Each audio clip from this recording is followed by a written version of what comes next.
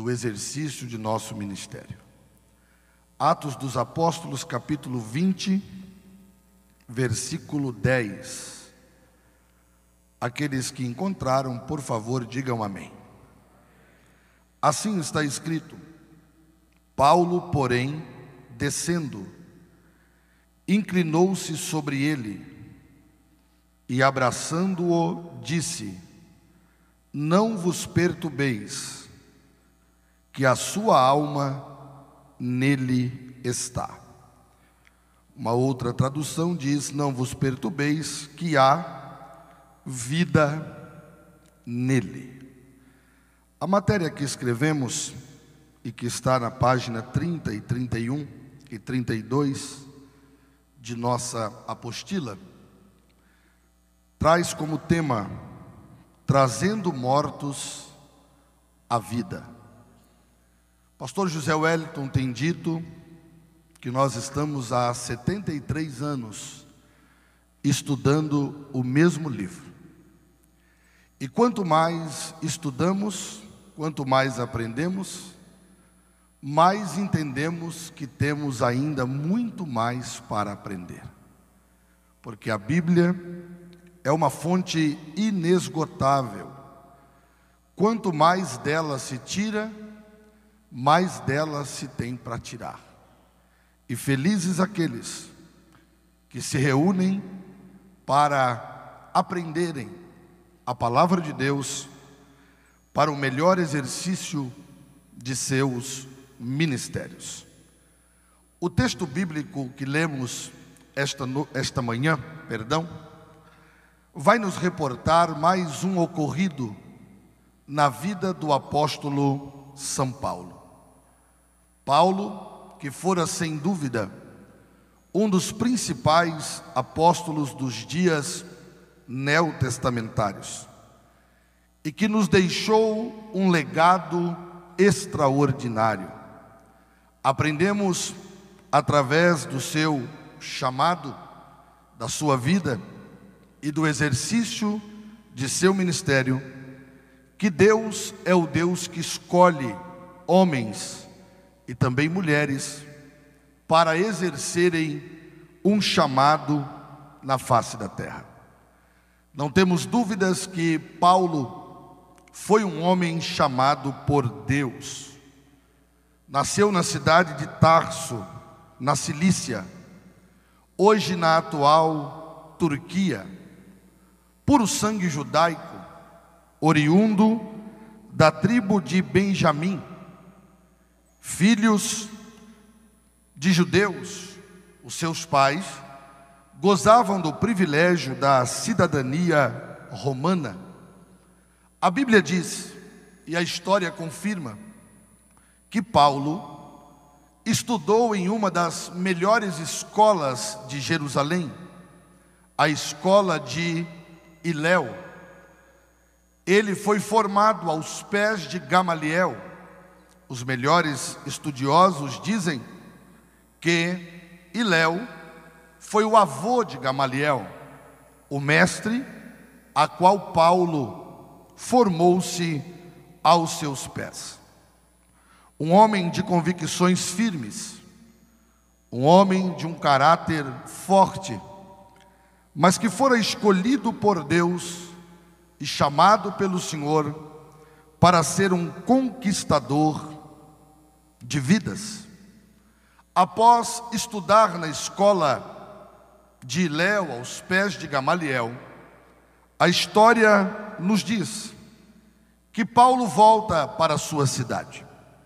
Fica ali por algum tempo e depois volta para Jerusalém novamente, chegando exatamente no momento aonde a perseguição contra os cristãos está ferrenha, aonde o império, os judeus, estão perseguindo a igreja de forma muito brutal. Prova disso que quando Paulo retorna, ele está junto no apedrejamento de Estevão, o diácono das palavras eloquentes. Paulo não joga pedra em Estevão. mas ele consente que as pedras sejam lançadas. Apedrejadores não são somente aqueles que lançam, mas também aqueles que concordam que as pedras sejam lançadas. E quando Estevão sucumbe e morre, ele exclama uma frase que, ao meu ver, ficou ligada diretamente à alma do apóstolo Paulo. Porque Estevão disse: eu vejo o céu aberto e o Filho de Deus de pé à direita do Todo-Poderoso. Acredito que esta matéria Paulo não havia estudado com Gamaliel. Ele ainda não conhecia sobre o céu aberto. Ele pede a permissão do Sinédrio, consegue autorização para agora perseguir os cristãos de forma mais atuante. E quando ele está no caminho de Damasco, ele vai ter um encontro que mudará a sua vida de uma forma radical e extraordinária. Penso que todos nós, como obreiros, tivemos um encontro com Jesus e fomos chamados para o santo ministério. Porque antes de exercermos o ministério, Ele nos chamou para sermos salvos na pessoa de Jesus. Não dá para ser obreiro sem antes ser salvo. Paulo se encontra com Jesus no caminho de Damasco. E me parece que Deus sempre terá, no caminho de nossas vidas, um momento para se encontrar conosco e nos chamar para o santo ministério. Porque a chamada é primordial. A chamada é essencial. Me atrevo a dizer que quem não é chamado para o ministério não suporta estar nele por muito tempo, por causa das pressões, dos levantes, perseguições, invejas, calúnias e tantos outros percalços que o chamado encontra. E por que ele suporta? Porque verdadeiramente ele foi chamado. Eu acredito que, se pensarmos em tudo que enfrentamos para exercer o ministério, só estamos aqui, suportando e de pé, porque fomos chamados por Deus para o ministério. Acredito que você deve se lembrar, se já passou, está passando ou passará, por problemas, por lágrimas inevitáveis, por perseguições, por pessoas que não gostam de você pelo simples fato de você ser quem você é. Isso é, problemas inerentes ao ministério. Mas no preâmbulo introdutório deste ensino eu quero lhe afirmar: se foi Deus que te chamou como chamou Paulo, fique tranquilo, porque Ele vai te dar graça para suportar todas as pressões que vêm para o exercício do ministério. Paulo, este homem chamado por Deus, vai passar pelo tempo do preparo. Nós estamos vivendo dias onde tudo parece que é muito rápido. E se não tomarmos cuidado, queremos trazer isso também para o ministério. Vivemos um momento onde as coisas acontecem no estalar de dedos. Comunicação online. Você pode estar do outro lado do mundo. Você conversa com alguém com um clique, como se ele estivesse do seu lado. Comida, fast food, feita de forma rápida. Até miojo, macarrão instantâneo, fica pronto em 3 minutos. E muitas vezes achamos que isso também acontecerá no ministério. Mas me parece que no ministério, Deus não trabalha conosco nas micro-ondas. Pelo contrário, Ele vai trabalhando com a gente no fogão a lenha. Na hora dele, no momento dele. E não é que esteja demorando, Ele está lhe preparando para aquilo que Ele vai fazer na sua vida. O grande desafio de um obreiro é entender o tempo do preparo. Jesus chama Paulo, e agora ele passará pelo teste do tempo. Eclesiastes capítulo 3, verso 1, poderia dizer de cor, mas vamos evocar a autoridade do texto. Pastor Gessé, leia para nós, por favor. Eclesiastes 3, verso 1. Tudo tem o seu tempo determinado, e há tempo para todo propósito debaixo do céu. Tudo tem o seu tempo determinado. Jesus chama Paulo, e agora ele vai passar pelo tempo do preparo. Há um tempo para todo propósito debaixo do céu. Para tempo tem pelo menos duas traduções: Cronos e Kairos. Cronos, o tempo do homem, o tempo do relógio, o tempo cronológico. Kairos, o tempo determinado por Deus e por sua vontade absoluta para que as coisas aconteçam. Paulo teve que esperar o tempo. Muitos podem pensar que Paulo foi chamado e logo se transformou no grande apóstolo que vemos nas Escrituras Sagradas. Mas ele teve que respeitar o tempo do preparo. Vejamos isso na carta que ele escreve aos Gálatas, no capítulo 1 e no versículo 17. Por favor, pastor Gessé, leia para nós. Nem tornei a Jerusalém até com os que já antes de mim eram apóstolos, mas parti para a Arábia e voltei outra vez a Damasco. Voltei outra vez a Damasco e parti para a Arábia. Uma outra tradução diz que ele voltou para o deserto da Arábia. Pastor, mas Jesus não apareceu para ele? Sim. Mas Jesus não o chamou no caminho de Damasco? Sim. Mas quem disse que o chamado de Deus para o santo ministério vai nos livrar do deserto? Chamados por Deus têm que enfrentar o deserto. Deserto é lugar de escassez, ausência de amigos. Já reparou que poucos são aqueles que vão lhe abraçar no deserto? Já reparou que muitos que se dizem amigos, entre parênteses, porque muitos são oportunistas, não são amigos da sua pessoa, mas são amigos do seu momento. Amigos de verdade te visitam quando você está no deserto.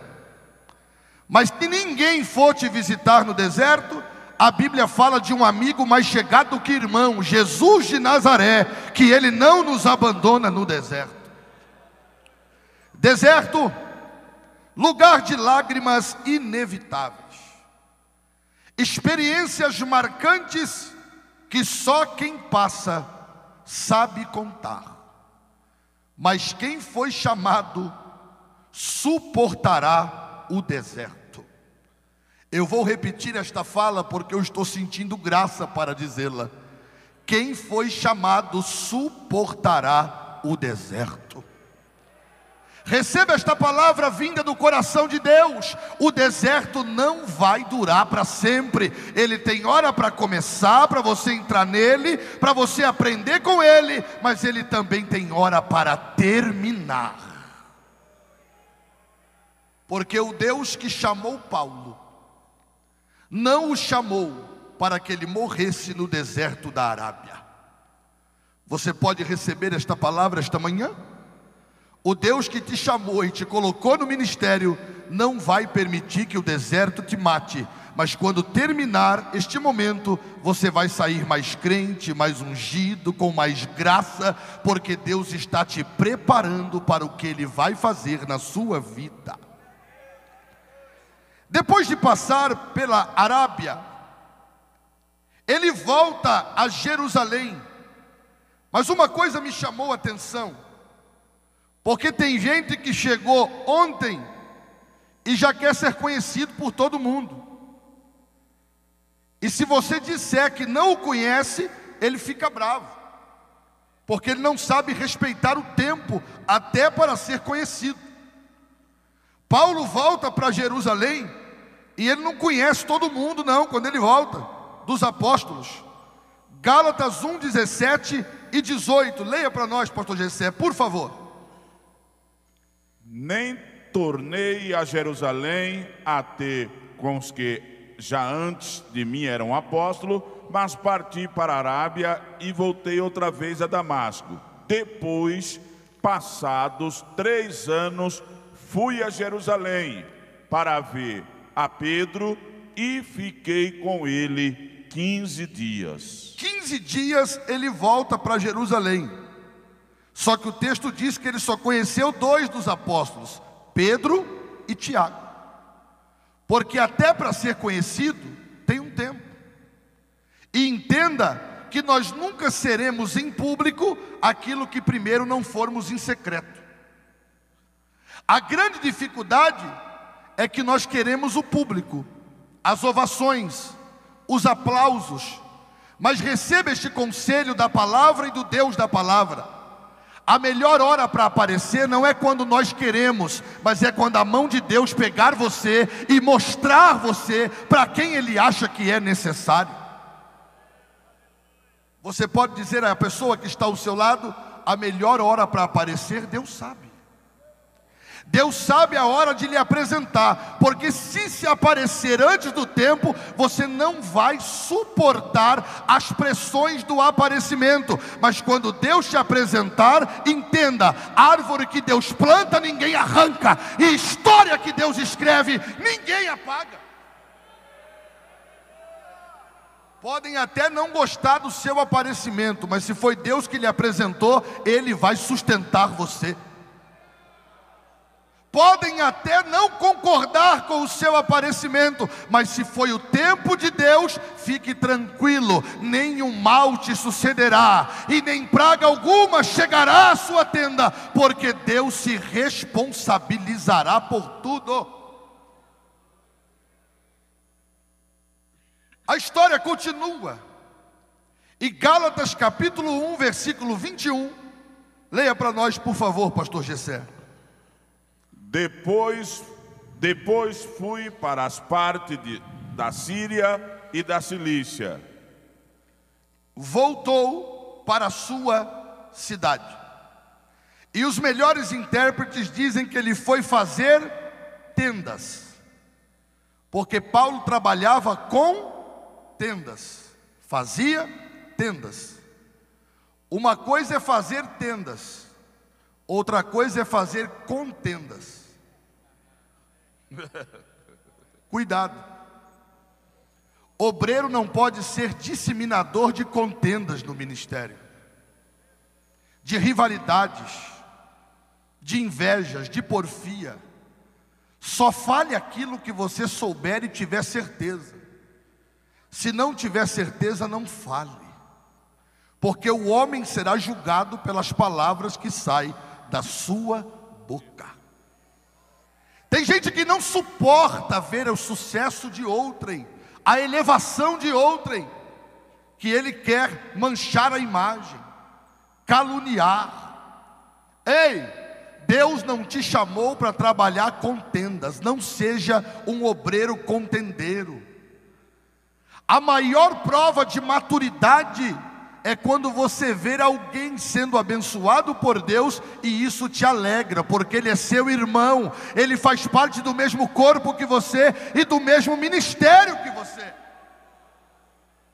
Porque nós falamos muito de humildade, pastor Emanuel Júnior, meu amigo, mas ser humilde não é fazer cara de coitado. Eu sou um menino de calça curta perto dos senhores, mas o tempo dirigindo igreja tem me ensinado, pastor José Wellington, que aqueles que têm mais cara de coitado são os piores. Aquele espírito de autocomiseração, você olha para ele, ele anda assim. Pai do Senhor, quase não abre nem a boca. Pai do Senhor. Você pisa no pé dele, ele vira um monstro. Você fala, meu Deus, de onde saiu esse demônio? Aonde é que estava escondido esta fera? Ele parecia tão bonzinho, mas mexeu com o ego dele, mexeu com o orgulho dele, mexeu com a vaidade dele. Sabe qual é a maior prova de humildade? Eu vou dizer com muito cuidado. É reconhecer que alguém pode ser melhor do que você e isso não te incomodar. Porque tem gente que não suporta ninguém se destacar mais do que ele já começa uma contenda. Já inventa uma mentira, já inventa uma calúnia. Ei! Aqui quem chama é Deus, quem abre a porta é Deus. Aqui quem promove é Deus, aqui quem faz é o Senhor. E João Batista parece que é o exemplo disso. Porque perguntaram para ele assim, pastor Reginaldo Ribeiro, meu amigo, tu és o Cristo? E ele disse, não, não sou o Cristo. Se fosse hoje, tu és o Cristo? Não sou não, mas eu sou primo dele. Ó, meu cabelo, é quase igual ao dele. Mas ele sabia o seu lugar. Como é bom lidar com gente que sabe o seu lugar. Tu és o Cristo? Ele disse, não, eu só sou uma voz. Eu sei o meu lugar. Ele está vindo aí, e Ele é infinitamente mais poderoso do que eu. Eu não sou digno nem de desatar as sandálias dos seus pés. Eu estou batizando com água para o arrependimento, mas Ele vos batizará com o Espírito Santo e com fogo. É saber o seu lugar. Eu sei que nós obreiros não gostamos muito dessa didática, mas só para você inculcar isso na mente, sobre o exercício da humildade, você pode olhar para esse companheiro que está próximo a você? Você já deu o Pai do Senhor para ele hoje? Diga, Pai do Senhor, meu irmão. Diga para ele assim, olha, eu quero te ver crescer. Tem gente que não diz isso nem amarrado, mas diga, eu quero te ver crescer. Eu quero te ver prosperar. Eu quero te ver bater recordes. E eu não vou ficar com inveja não, porque aqui não tem um que perde e outro que ganha. Aqui sua alegria é a minha alegria, a minha vitória é a sua vitória. Aqui quem perde é Satanás, e o reino de Deus segue adiante com o santo ministério. Entendamos que posições, vaidades, oportunidades não devem nos separar, porque aquilo que nos une é maior do que aquilo que nos separa. Não seja alguém que faça contendas. Paulo recebeu um convite de Barnabé para pregar em Antioquia, porque quem se lembrou de Paulo foi Barnabé. Por favor, não se esqueça de quem lhe estendeu a mão. Você não chegou aonde você chegou sozinho. Deus te chamou, mas alguém foi te buscar para pregar em Antioquia. Eu vou usar uma frase com muito cuidado, mas vou usar, e muito respeito. Não morda a mão de quem um dia foi lhe abençoar. Quem foi lhe buscar onde você estava. Você chegou até aqui, alguém teve que lhe apresentar. Você não é absoluto. Você não é o último refrigerante gelado no deserto. Vou usar uma linguagem bem jovial aqui, até infantil. Tem gente que não dá nem para brincar de esconde-esconde com ele, porque ele se acha.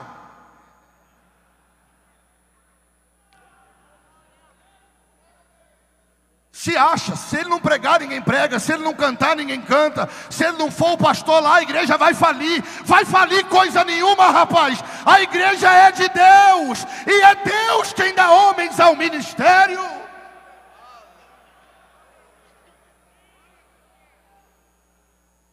Somos ensinados diariamente pelos nossos pastores: não morda a mão de quem lhe ajudou. Barnabé foi buscar Paulo. Estando ele em Antioquia, depois que Barnabé foi buscá-lo, um profeta por nome Ágabo. E eu vou contar a vocês algo que aconteceu essa manhã. Eu estava contando ao pastor Emanuel Júnior. Porque tem muito pastor, aqui no Belém não, só em outros lugares, que não acredita mais em profeta.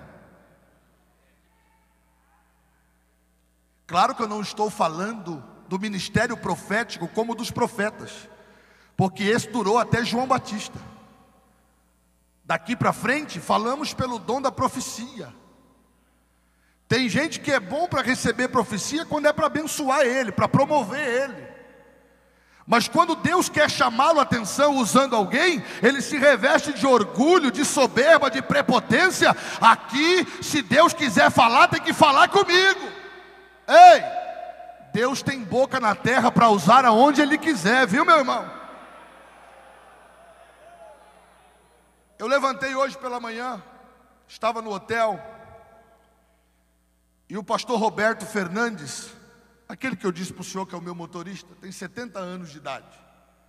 A esposa dele, irmã Neuza, estávamos no café, ela olhou para mim, soltou uma rajada de língua estranha, e falou para mim: o senhor vai falar no terceiro horário da manhã.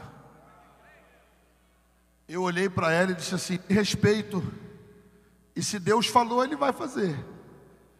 Mas é quase impossível, porque eu já falei no meu horário. Ela disse: Deus falou e está falado. Quando eu cheguei ali, que o pastor olhou e disse: vai falar, minha alma tremeu por dentro. Eu não sei se a alma treme, mas a minha tremeu. Tremeu alma, tremeu perna. Ei, Deus ainda fala, companheiros. E o profeta Ágabo chegou em Antioquia e profetizou uma grande fome na época do imperador Cláudio. E por esta razão a igreja de Antioquia comissionou Barnabé e Paulo para levarem ajuda aos irmãos em Jerusalém. Isso está registrado em Gálatas 2, 1 e 2. Isso ocorre por volta do ano 47 ou 48, 14 anos depois do seu encontro com Jesus no caminho de Damasco. Líderes não são chamados. Líderes são chamados e através do tempo preparados por Deus para o ministério. Moisés, 40 anos de preparo. Só viu a sarça arder quando tinha 80 anos. José, vendido com 17 anos, foi governador do Egito com 13. Isto mesmo, 13 anos de espera, como escravo, mordomo e presidiário. Imagine quem olha para um escravo, para um mordomo, para um presidiário, vai dizer que ele vai ser governador do Egito? Quantos aqui estão debaixo de uma promessa de Deus? Eu vou perguntar de novo, ok? Quantos aqui estão debaixo de uma promessa de Deus? Se você tem essa promessa, se isso não te constranger, levante suas duas mãos ao céu, por favor. Segure sua mão levantada por 10 segundos e escute esta palavra. Deus está te fortalecendo esta manhã. Deus está te renovando esta manhã, para você esperar o momento da promessa se cumprir. Você não vai parar, você não vai desistir. Deus está falando contigo: eu tenho uma promessa e ninguém vai poder impedir que ela aconteça. Se você recebe esta palavra, junto com a sua mão, levanta a sua voz e dá o maior grito de glória a Deus que você puder. Você vai viver a promessa de Deus.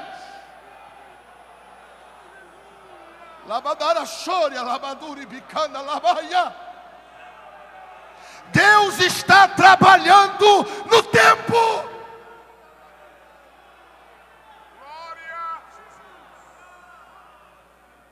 feriram, te machucaram,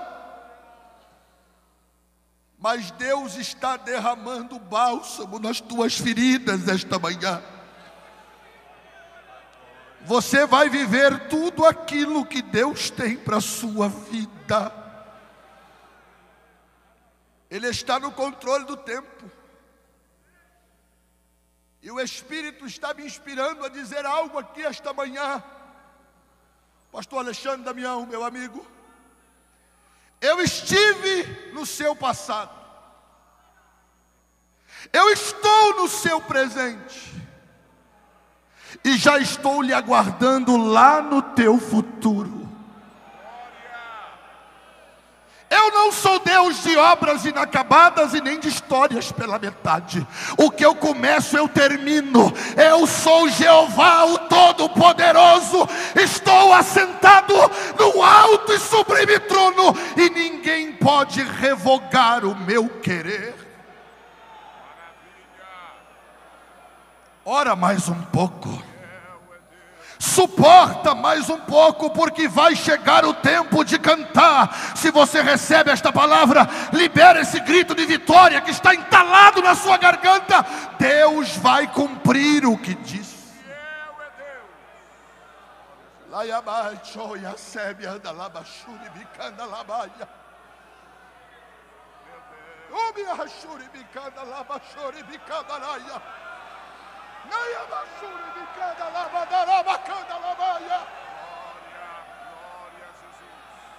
Passe pelo teste do tempo. Davi foi ungido com 17 anos e assumiu o trono com 30. 13 anos como fugitivo, caçado e perseguido por Saul. Porque o invejoso, ele não quer ter o que você tem. Ele quer que você não tenha para ele ficar alegre. Que culpa tem você se Jesus gostou de você e te fez ser quem você é? Não foi isso, pastor Elândio, que o senhor nos ensinou aqui? Que quando Deus quer, Ele quer. Que culpa tem você se Deus te deu o que quis te dar? Vou dizer com temor e tremor: Deus tem te guardado da lança de Saul. Tenho te livrado no mundo material e no mundo espiritual. Porque Satanás tem armado contra a tua vida. Mas eu sou aquele que quebra o arco, que corta a lança e que queima os carros no fogo. O plano, o estratagema é te exterminar. Mas te diz o Senhor: eu te guardo aonde tu vês e aonde tu não vês. Eles vêm por um caminho contra ti, mas por 7 caminhos eles fugirão, porque o Espírito Santo está arvorando a bandeira da vitória. Deus está falando contigo, te aquieta. Te guardo por detrás, para depois te guardar por diante. E por que Davi disse por detrás primeiro? Porque por detrás é onde você não vê. Vou falar, não é para assustar não. Vocês são maduros, experientes. Pelas costas é onde se levanta o Judas, o Amã, os Tobias, os Sambalates. Nem todo mundo que bate no seu ombro gosta de você. Na verdade não era para ser assim, não é? Mas como nós não temos ministério de anjos, e até os anjos tiveram problema, então imagine como é isso. Mas Deus está falando com alguém aqui: te aquieta, porque eu estou te guardando nas suas costas, para depois te guardar pela sua frente.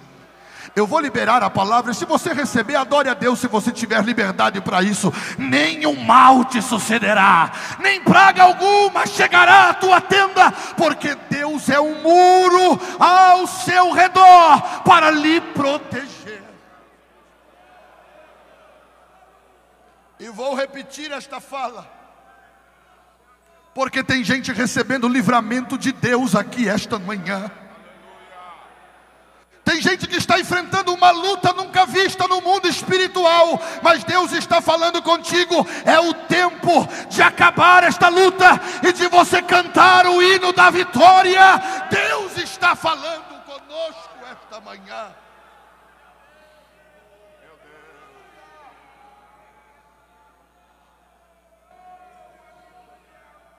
Eu conheço lugares que você não conhece, diz o Senhor.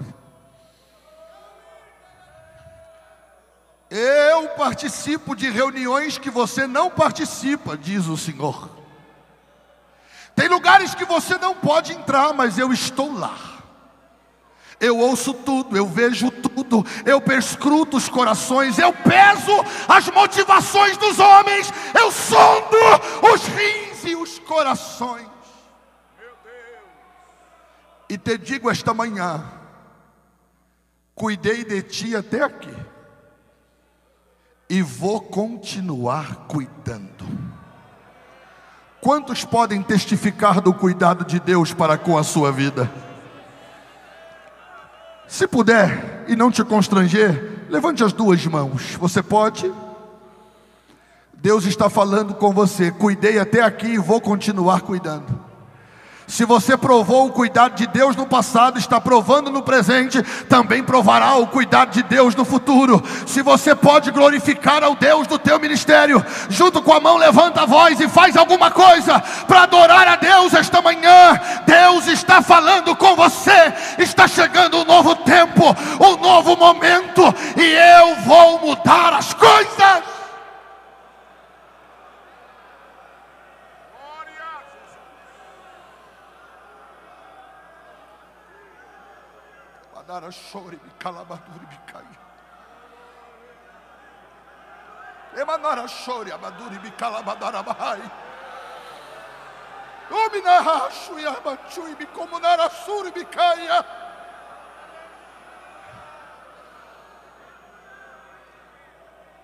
Jesus iniciou o seu ministério com 30 anos.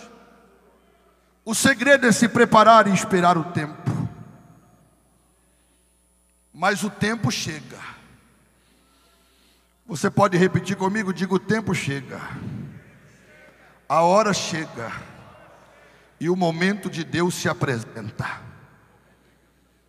E quando chega o tempo, aí não tem mais o que fazer. Aí é viver a promessa e o chamado. Agora é hora de escrever 13 cartas. Agora é hora de fundar igrejas, Paulo. Agora é hora de preparar obreiros. E agora é hora das viagens missionárias. Quando chega o tempo que Deus determinou, não há quem possa fazer barreiras. Não há quem coloque pedágio para dizer só vai passar aqui se fizer isso. Não. Chegou o tempo, não tem pedágio que segura, não tem muro que segura, porque agora Deus vai na frente dizendo: pisa que eu piso com você, vai porque eu vou contigo, e o meu nome será glorificado. Na terceira viagem missionária, Paulo chega à cidade de Éfeso, na Ásia Menor. Um grande avivamento se estabelece. Ele encontra 12 irmãos que haviam sido batizados no batismo de João e pergunta a eles: receberam o Espírito Santo quando crestes? E eles disseram: nem ainda ouvimos falar que haja o Espírito Santo. Paulo orou por eles. Eles foram batizados com o Espírito Santo. E um grande avivamento se estabeleceu na cidade. A idolatria sofreu danos. Os livros de mágica são rasgados e jogados nas fogueiras. Os ourives se desesperam, porque o evangelho está sendo pregado com ousadia e com intrepidez. Quem olha para aquilo diz: vamos imitá-los. E os filhos de Seva vão expulsar um espírito maligno em nome do Jesus a quem Paulo prega. E o demônio respondeu: eu sei quem é Jesus e conheço a Paulo, mas vocês não conhecem, foram surrados e ficaram nus, porque aqui não dá para disfarçar que tem. Ou tem ou não tem, ou é ou não é. Não dá para comer sardinha e falar que comeu caviar. Deus conhece a verdade, e o inimigo também conhece a verdade. Ele não respeitou os filhos de Seva, porque eles pareciam ter, mas não tinham. Mas Paulo tem que ser respeitado, porque ele tem a presença de Deus no seu ministério. Aleluia! Paulo fica ali, e por 2 anos toda a Ásia Menor é impactada. Até Tirano, o filósofo, cede a sua escola para ser ponto de pregação para Paulo. E Paulo prega ali por 2 anos. Quando termina o tempo, ele vai viajar para a Macedônia, para a Grécia, e volta pela cidade de Filipos, passando por Troade. E em Troade ele fica por 7 dias, porque ele vai pregar a sua última mensagem aos obreiros, aos presbíteros. Ele sobe ao 3º andar, e tem um moço sentado na janela. E esse moço consegue dormir ouvindo Paulo pregar. Há uma geração dormindo na janela, nem dentro e nem fora. Geralmente conseguem dormir no escuro, o que é normal. Mas esse garoto está dormindo num cenáculo cheio de lâmpadas, porque a mensagem não está tocando a sua vida. Ele cai do 3º andar, e o povo grita: está morto. Só que quem está pregando, graças a Deus, é Paulo. Ele para a mensagem, porque tem gente que acha que a liturgia, as convenções humanas, os dogmas humanos, que são importantes e essenciais, estão acima da vida das pessoas. Há momentos que precisamos rever algumas verdades, porque a matéria-prima do evangelho são almas, são vidas, e se elas se ferirem, pare tudo e vai socorrê-las, porque para isso Deus te chamou.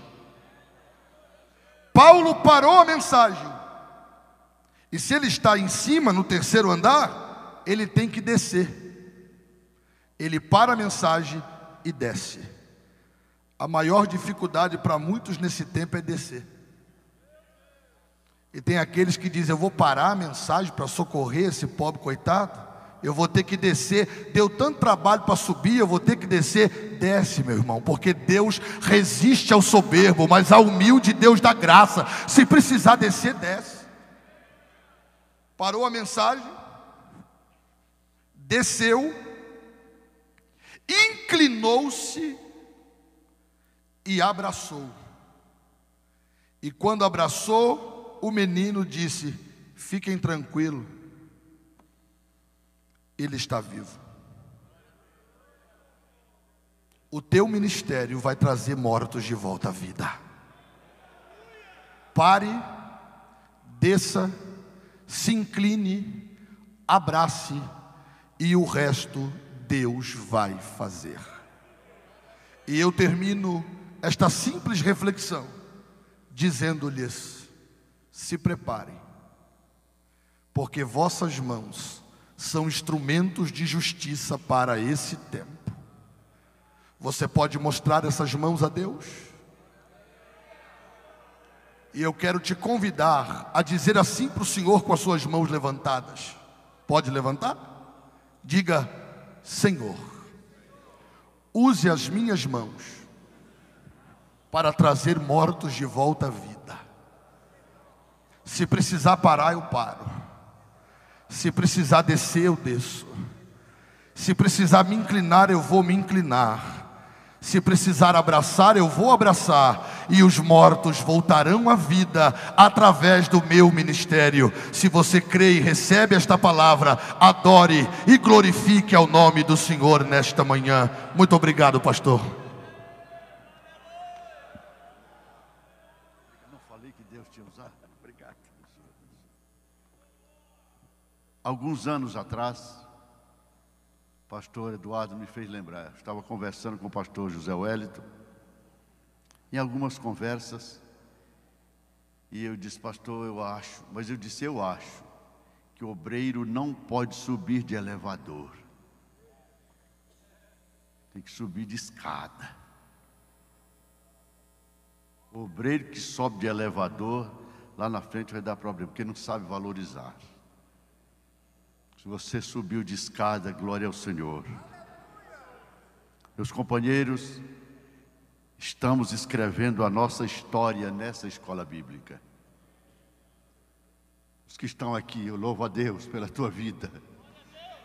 Eu louvo a Deus pela tua vida, querido. Glória a Jesus. Pastor Eduardo foi tremendamente usado pelo Senhor, porque Ele usa quem quer, como quer, quando quer, de onde Ele quer, mas para fazer o que Ele quer. Glória a Jesus. Li uma certa frase, pastor Eduardo, se o irmão me permite. Alguém disse: só fale quando suas palavras forem melhor que o silêncio. Porque nada é melhor que o silêncio. Quando nós silenciamos, normalmente nós não erramos. Findo aqui minhas palavras, com gratidão ao meu Deus. Pastor Zé Wellington, faz 30 anos que eu participo da escola bíblica de forma ininterrupta, desde 1989, aqui no Belém, ao lado do senhor, ao lado dos companheiros, ao lado dos irmãos, e só tenho aprendido. Uma vez eu estava lá, numa dessas, primeira segunda-feira, eu era a escola bíblica, e um irmão lá da cidade de onde eu vim, ele bateu nas minhas costas e falou: aqui a gente só não aprende se não quiser. Então eu louvo a Deus, agradeço ao meu Senhor, agradeço a Deus, aos companheiros, agradeço ao pastor José Wellington, meu pastor Wellington Júnior, meus pastores, nossos líderes, a quem devemos submissão. E que Deus abençoe a todos os irmãos que estão aqui. Deus abençoe a todos, em nome do Senhor Jesus. Devolvo este microfone a quem é de direito, ao pastor José Wellington.